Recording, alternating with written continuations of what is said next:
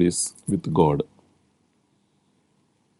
If He is absolutely good and if He is the sufficient explanation for the world, then how can there be evil in this world? That is how evil has become a metaphysical problem. When we think about that problem, the important thing is to understand what is meant by evil. In order to understand evil, we have to also think about what is good. Evil and good, they are correlative terms. In order to understand evil, there should be the concept of goodness, and in order to understand goodness, there should be the concept of evil. Without evil, we cannot speak about goodness.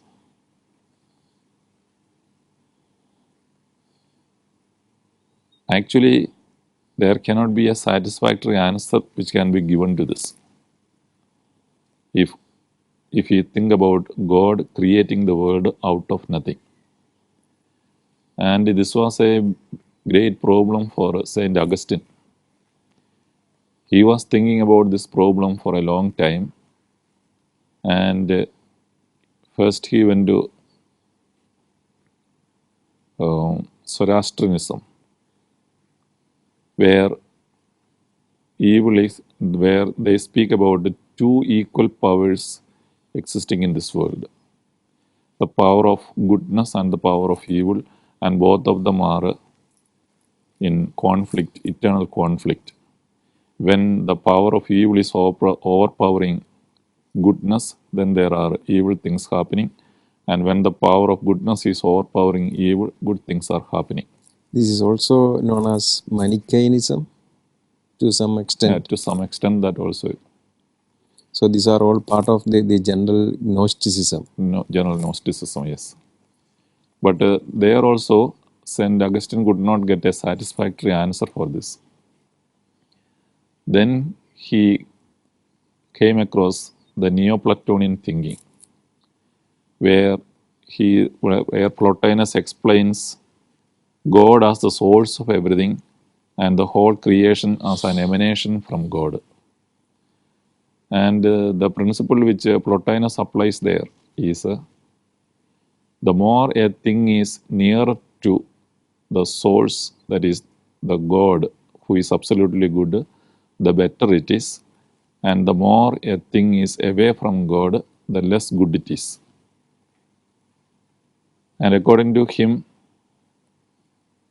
the first thing which is to emanate from God is thought. That is the thought of God, intelligence. Then that thought of God has got a purpose and therefore it has to be executed. And therefore the second thing to emanate from God is a world soul.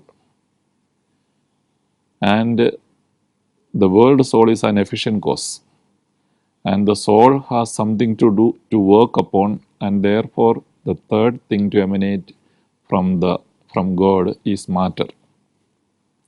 And therefore everything in this universe proceeds from God.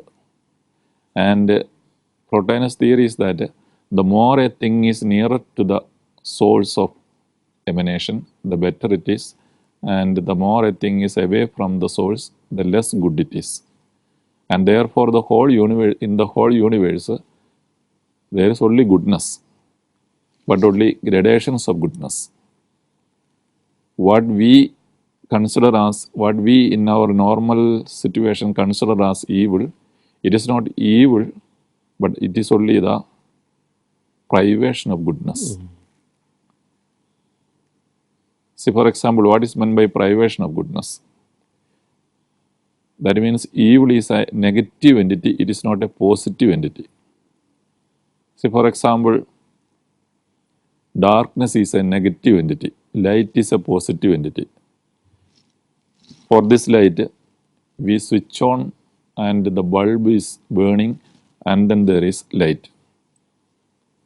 It is a positive entity, we can produce light, but we cannot produce darkness.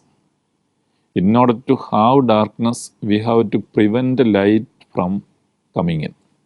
That means we are preventing some positive entity to exist, then only the negative result comes. So darkness is only a negative entity. That means there is no positive existence for darkness. Light has got a positive existence. So it is the absence of Goodness. goodness or